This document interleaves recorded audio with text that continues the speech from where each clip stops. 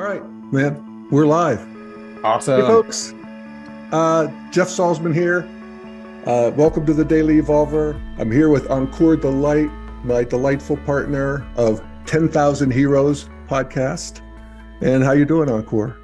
I'm great. I'm great. You know, I got some feedback from a listener, Yes. really beautiful French woman, actually. Nice. And she said she would listen to this every day if it was happening live every day. Really? Yeah. Yeah. Wow. Well, it's nice to make it easy and it's nice to show up live. And right now we're doing it every Thursday at 11 Mountain Time. And we'll see how it goes. Yeah. Yeah. Cool, man. And then, so you had asked me to look into this. There's a scandal with Russel Brand. Yep. And so I asked the same really beautiful French woman to look into it for me. She's my wife. So, so she told me a little bit about it. And I'm feeling a little trepidation. Okay. Because some of what she told me was pretty gnarly. Yeah. And I'm kind of a sensitive dude. Oh. So I just especially like the details. Uh-huh. Really Yeah. I'm sensitive to that. Yeah. Yeah. Well, fair enough. Yeah. Yeah. And how would you sort of, if you're looking at yourself about that and seeing yourself as an object, so to speak, from sort of a bigger Ankur space, what would you say how would you place that, that sensitivity, and what would you say about that? Yeah. I think for a long time, I've had an aversion to just like the details around sexual violence. Yeah. And it just makes me uncomfortable. Yep. And I have a 6-year-old daughter. Yep. And so hearing some of these stories of sexual violence for especially younger women, it tunes into that paternal reflex of like, that's gross. And then some violence too, some like protective, like fuck you, stay away from my daughter kind of stuff. Yeah, cool. Yeah. Well, that is welcome here in this discussion, and I think it's appropriate and all good. Okay. So looking then at that, of course, sexual violence happens, and we look at this case with Russel Brand. And what we're doing here, Ankur, is we're looking at things through a developmental perspective, an integral perspective. Yeah. So we can have all kinds of opinions about it and reactions to it, and I do too. And the bottom line is, we live in a modern system where there's laws and there's prosecutions and there's juries and there's judges and there's procedures. And I don't know what more to do but to trust that process. And so that's sort of this third person legal system that's going to churn away at this and come up with, where people are paying very close attention, listening to witnesses, all that good stuff. And it's good. And then we have the culture at large, which, the culture at large, we're a growing body. You can look at us as a single entity, humanity, or, at least Western humanity at this particular stage of development, where we're working out, as we have been through history, relationships between men and women, relationships between power and submission, domination, consent, all of these kinds of things. There's a historical trajectory of all of it. And none of it's pretty, really, especially from our present perspective. When we look at the patriarchy, and, the patriarchy was saturated through humanity. No particular race gets it, And then the earlier stages, just when raw power was the currency of everything. Men are bigger, have more brute strength. It's not been pretty.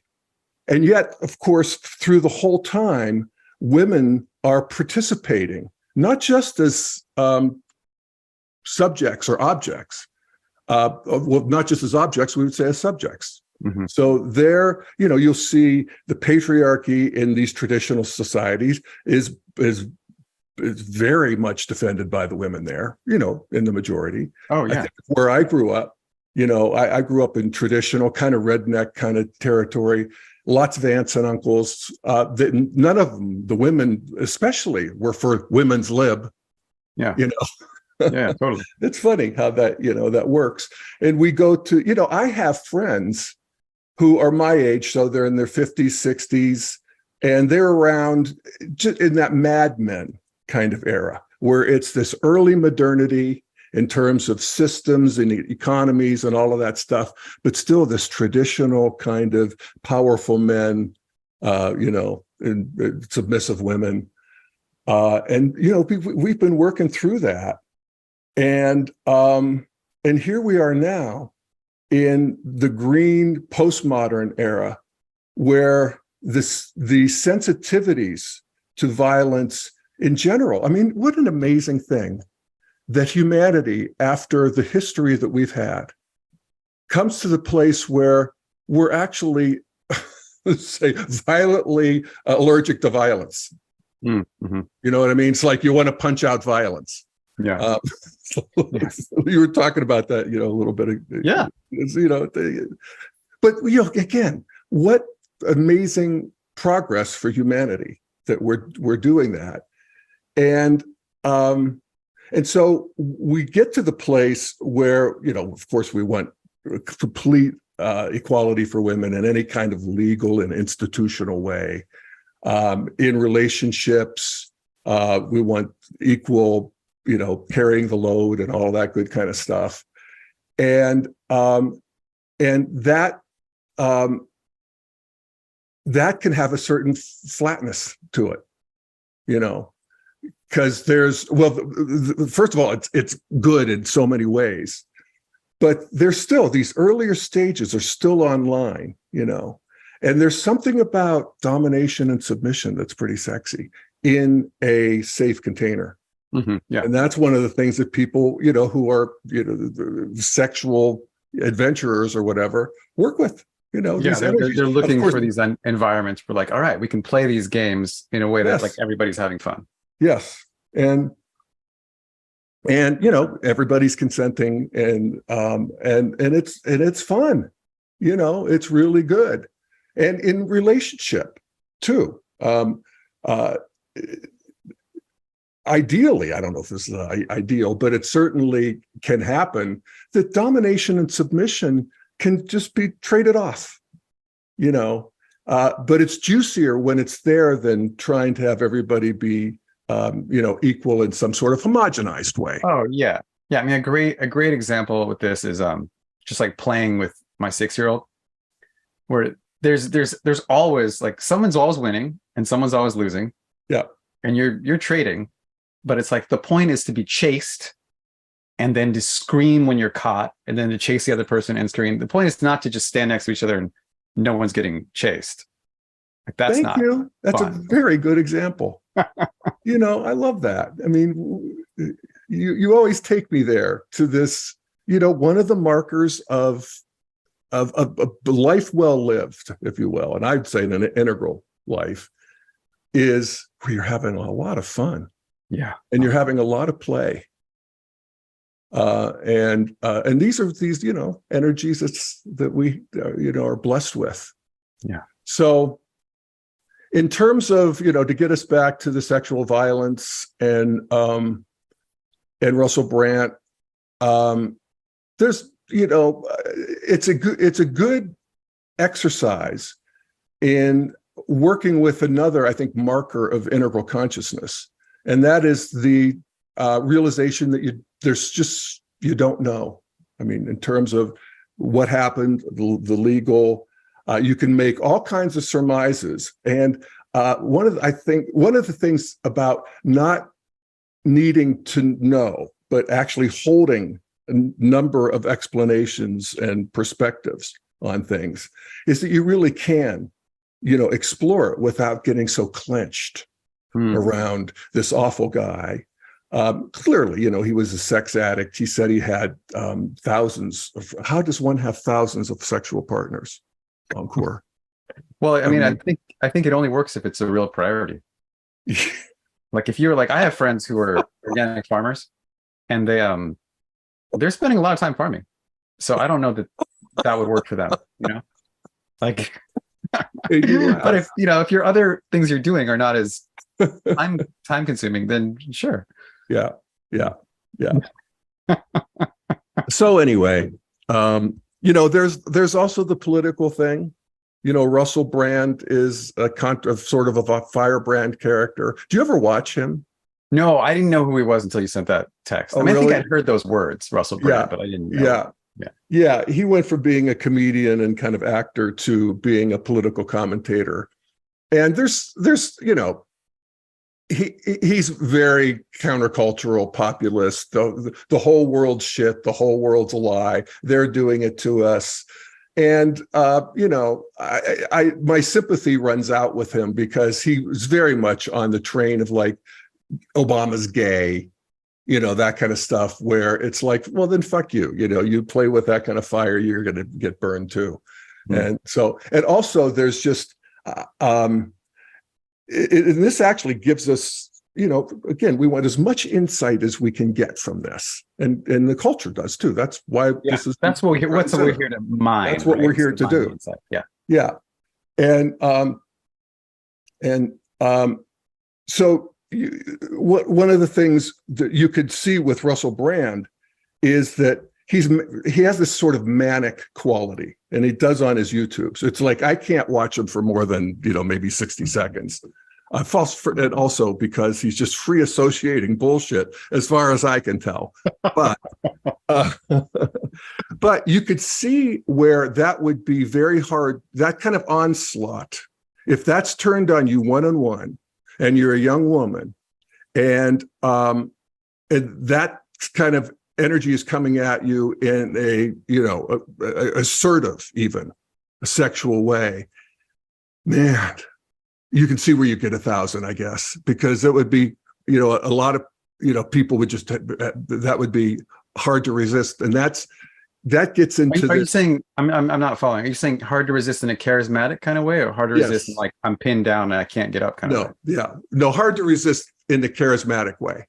Huh. Yeah, where you would get a lot of it's this category of sex. It's like the question: do animals rape each other in the wild? And the answer is there's not really much evidence that there's any kind of a violent rape in the animal kingdom. But what there is this endless pestering. Oh yeah. And so there's a category of coercion, and this is where we've become more sensitive. So we realize that this kind of thing, even if you could say that any particular step of the game isn't illegal, the whole thing is wrong. And that's a judgment that I think Green makes, because we're aware of power dynamics now. We're aware that somebody who has manic energy actually has an advantage in the world in certain ways. There's disadvantages too. But in this game, there's advantages to it. Also, of course, power, fame, age, and then you get into the physical coercion. That's a bright line.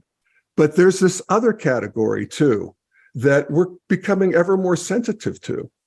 And it's funny because we're becoming ever more sensitive to it at the same time that we're opening up all kinds of new doors sexually, but doors that require consent. And then if you consent, you can go through these doors and you can do all of these wonderful domination and submission things and play with gender and sex and all kinds of no holds barred, so to speak. And both those things are happening in the culture at the same time as we, evolve into a more, wise place. All right, I want to ask a question here. This is like my kind of paternal hat putting on. Mm-hmm. I'm not. Okay, so part of the paternal hat is concerned about vengeance. There's like be honest. Like I want vengeance and retribution. I met someone, I reconnected with an old friend who told me stories about being raped in high school. And I was just like,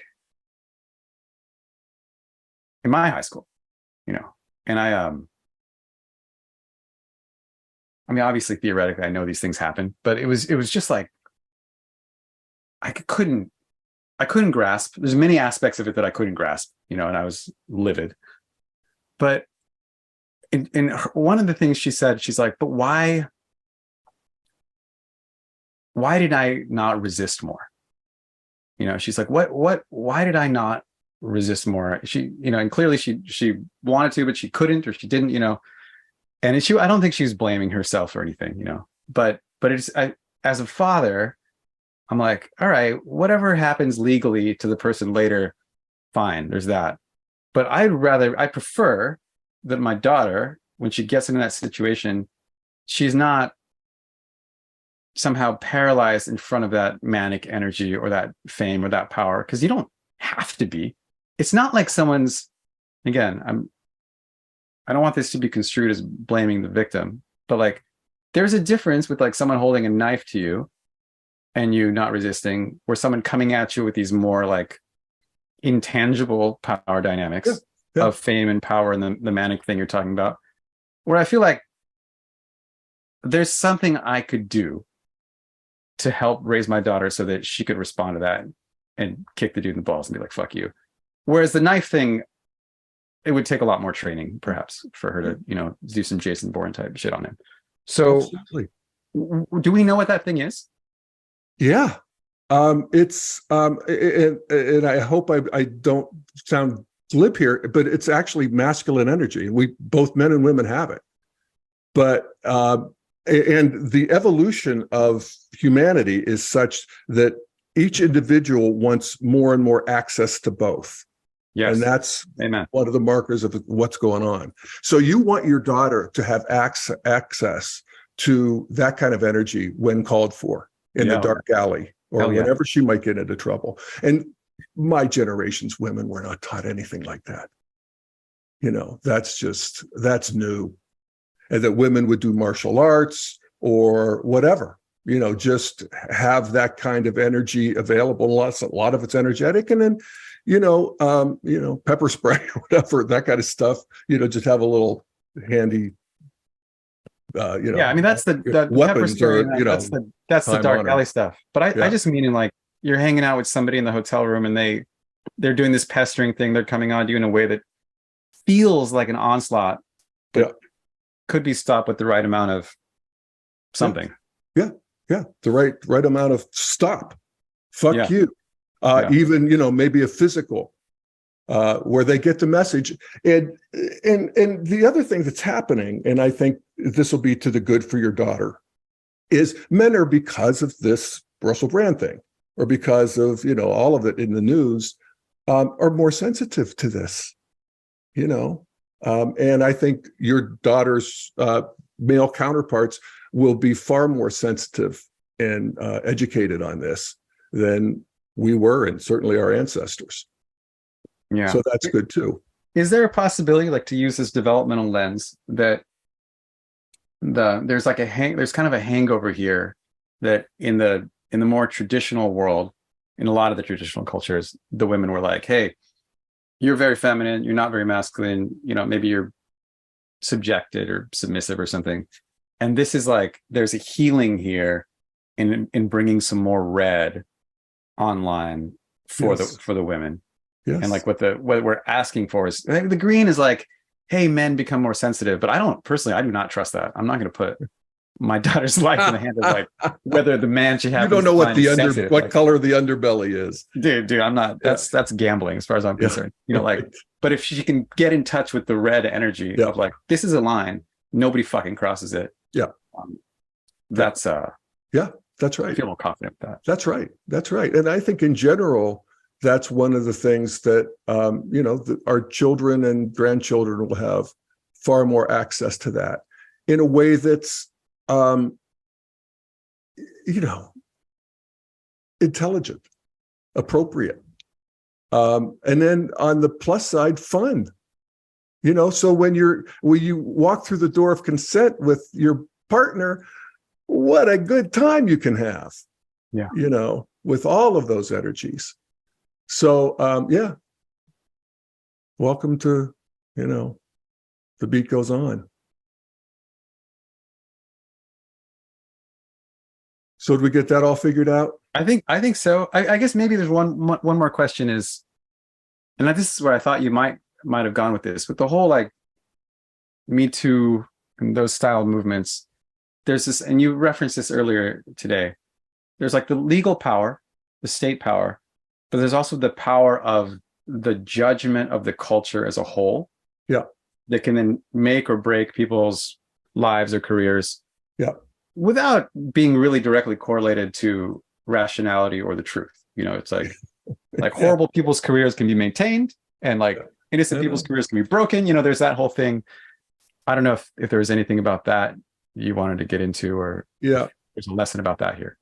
Yeah. I think that there's a lot more complexity to that situation, even in the last couple of years, than there has been, because people who are canceled by one side of the street still have a career on the other side of the street often. And that didn't used to be, because the other side of the street wasn't as available. I mean, in the age of mass media, social media, and so forth, everybody's online now. A company like YouTube and I think Patreon, or there's other companies that have refused to work with Russel Brand, and there's a big outcry, about that. But I defend them. I think this is sort of murky, but they have to make a decision. And so, people are seeing these accusations. And I would also point out these accusations are 10 years old and 20 years old. They were solicited by a news organization who were doing a hit piece. I mean, you could call it news, it's fine, but they chose what they were going to do, and they went out and found these women. 4 of them are anonymous out of the 5. So, I want to factor all of that in. And then Russel Brand is basically deplatformed in the sense that he has, I don't know what percentage of his income is now cut off because he can't monetize his content. But these are government actions. These are the actions of, private companies, if you will. Then they have to have standards, and they want to protect the ecosystem. Companies have always done that. I can argue for that. And advertisers, do they want to be associated with this? So welcome to the mess. Welcome to fighting and failing and flailing forward. But and people get hurt. And people get unfair advantages. But I think, honestly, Ankur, less and less so, because we're getting more and more hip to cancel culture and, all of that stuff. And I think that enables us to look deeper and see it's just more of what's going on. That's what consciousness development is. It's just actually, what are you able to be aware of? Simple as that. So we get to be aware of more as a culture, and that's to the good and true and beautiful, ultimately. Yeah. Great. So, we did it. I think we did it. Yeah.